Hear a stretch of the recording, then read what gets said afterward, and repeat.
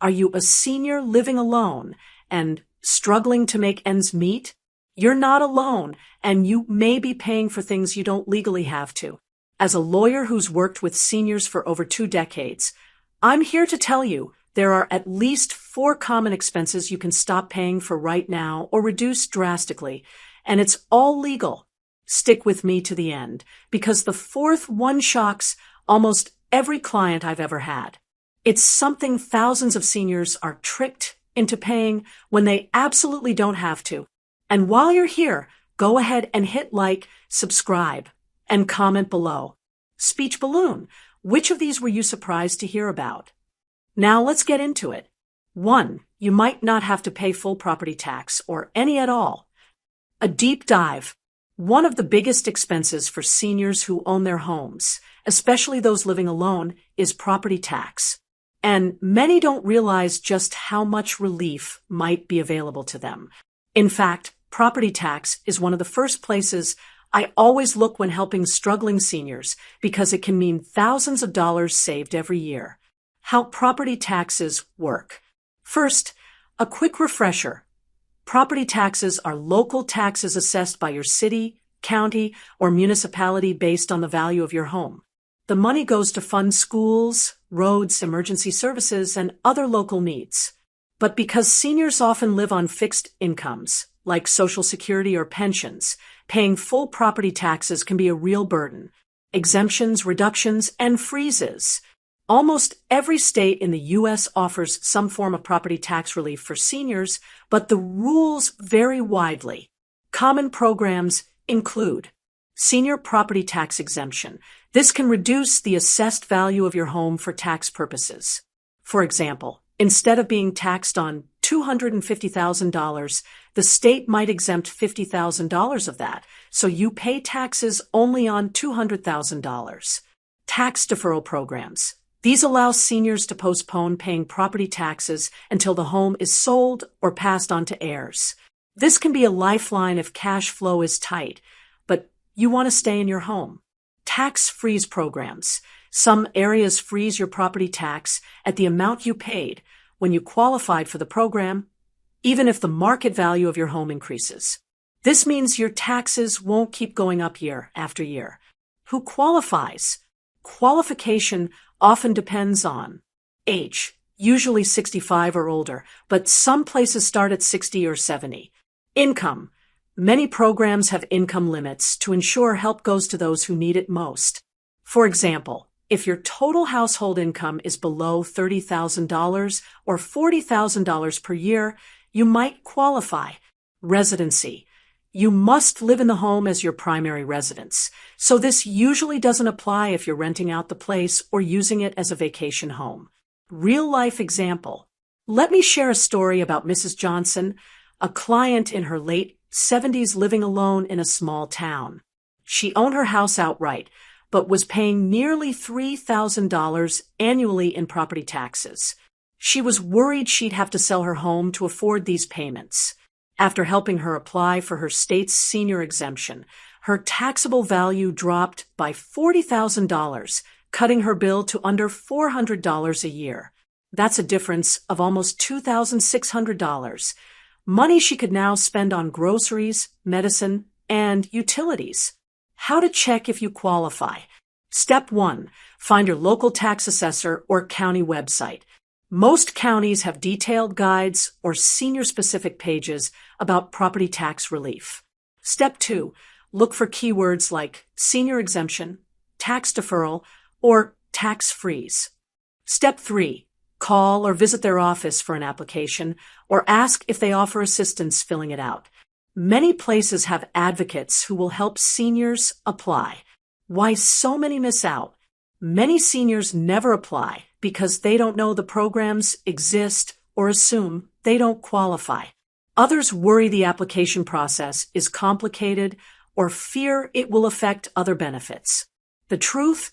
These programs are designed to help, and they generally do not affect Social Security or Medicare benefits. 2. You don't always have to pay full utility bills, especially if you're on a fixed income. Utilities like electricity, water, gas, and even telephone can be another major expense that adds up quickly for seniors living alone.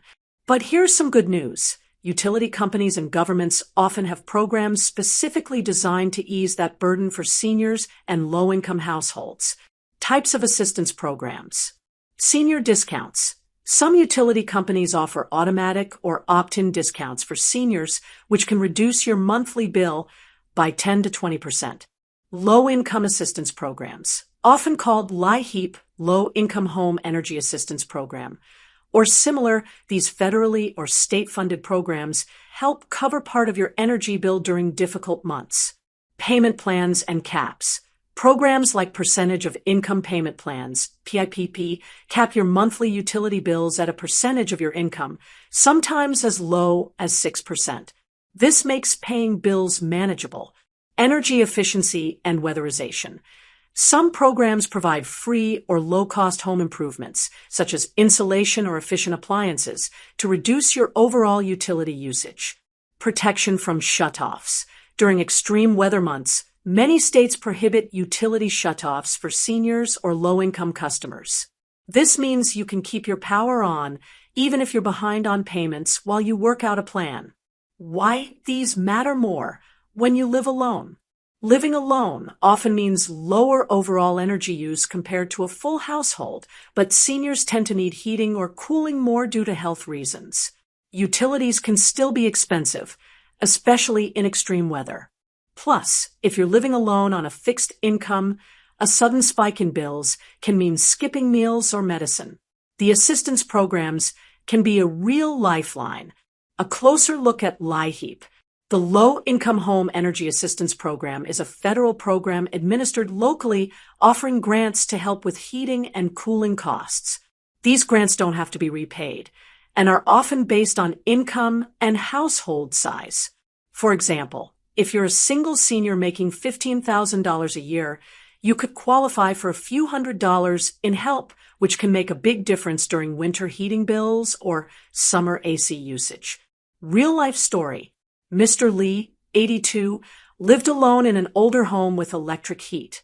One winter, his electricity bill soared to $250 per month, well beyond his fixed Social Security income. Feeling overwhelmed, he called his utility company and asked about senior programs. He qualified for the PIPP plan, which capped his monthly bill at $50. Additionally, he got a weatherization check that improved his home's insulation, reducing his bills further over time. How to find and apply for assistance. Call your utility company. Ask specifically about senior discounts, payment assistance, or hardship programs. Check your state or local government's social services or energy office websites. Most provide application details for LIHEAP and other programs. Local nonprofits or senior centers. Many offer help applying or emergency funds. Don't accept no for an answer. Sometimes utility representatives aren't trained on all available programs. If the first person you talk to says there's no help, ask to speak with a supervisor or call again later. Persistence pays off. 3. You don't have to keep paying for old debts that are legally expired. This is one of the most misunderstood and often abused areas when it comes to seniors' finances. Debt collectors frequently target seniors living alone because they believe they might be more vulnerable or less informed about their rights. But here's the crucial truth. Many debts have an expiration date, known legally as the statute of limitations, and after that, you are not legally required to pay them. What is the statute of limitations? Every state sets a limit on how long creditors and debt collectors can legally sue you to collect a debt. This varies but typically ranges from 3 to 6 years for most types of debt like credit cards, medical bills, and personal loans. After this period passes without the creditor taking legal action, the debt becomes time-barred. Why does this matter? Once the statute of limitations expires, creditors can no longer sue you in court over that debt. They can still contact you to ask for payment, but you have the right to refuse. If you pay any amount or acknowledge the debt in writing, you may restart the clock, giving them more time to sue. Common debts that expire. Many seniors are haunted by old credit card bills from years ago, medical debts from forgotten treatments, or loans they thought were long gone.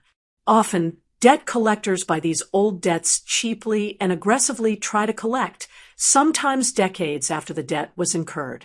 How to protect yourself. Know your state's statute of limitations. This info is available online or through a consumer protection agency. Never admit the debt or make a payment over the phone. Doing so can reset the clock. Request written validation. If a collector contacts you, respond with a letter asking for proof they own the debt and the original amount. Don't admit to owing anything. Use cease and desist letters. If the calls become harassment, you can send a letter demanding they stop contacting you. Real-life scenario. Mrs. Alvarez, 79, started receiving calls from a collection agency demanding payment for a credit card she hadn't used in over 10 years. Feeling pressured, she almost agreed to pay a portion. But after speaking with a legal aid attorney, she learned the debt was past the statute of limitations in her state. She sent a letter asking for validation, and the collector never replied again. Why seniors should be especially careful. Many seniors living alone are on fixed incomes and can't afford surprise payments. The fear of lawsuits or damaged credit scores pushes them into paying debts they legally don't owe. But with knowledge and the right approach, you can protect yourself from unfair collection practices. 4.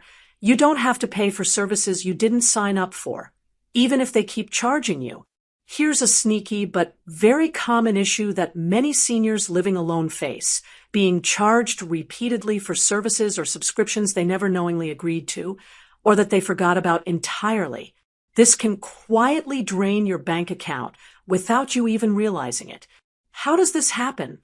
Automatic renewals. You might have signed up for a free trial like a magazine, newspaper, or streaming service and didn't cancel before it turned into a paid subscription. Pre-checked boxes. Sometimes when ordering online or over the phone, subscription options are pre-checked, and if you don't notice, you're enrolled. Third-party billing. Some companies bill through your phone or bank account, making it harder to track what's being charged. Unauthorized charges. In some cases, scammers or fraudulent companies charge accounts without permission. What kind of services? Magazine or newspaper subscriptions you never read. Identity theft protection services you don't need. Home security or alarm monitoring you canceled but are still being billed for. Fitness or wellness club memberships. Online streaming or gaming services. Why this matters for seniors? Living alone often means you're the sole person managing your finances and bills. Without anyone else reviewing statements, these charges can go unnoticed for months or even years. Over time, hundreds or thousands of dollars can be lost. How to find and stop these charges.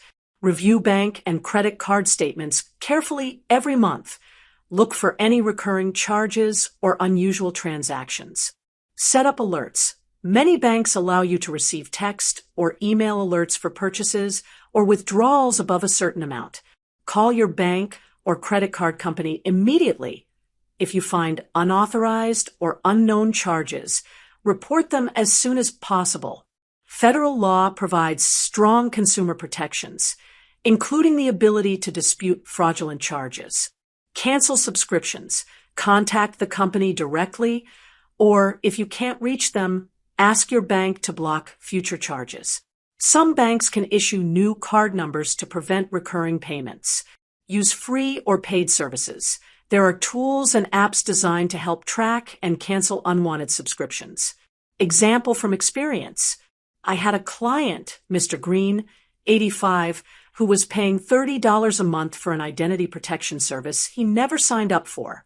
He didn't notice because it was a small charge. Over 3 years, that added up to over $1,000. Once he found out, we contacted the company and the bank stopped the charges and recovered some of the money. Pro tip: many seniors think small charges aren't worth disputing, but over time, they add up. And every dollar saved counts when you're living alone on a fixed income.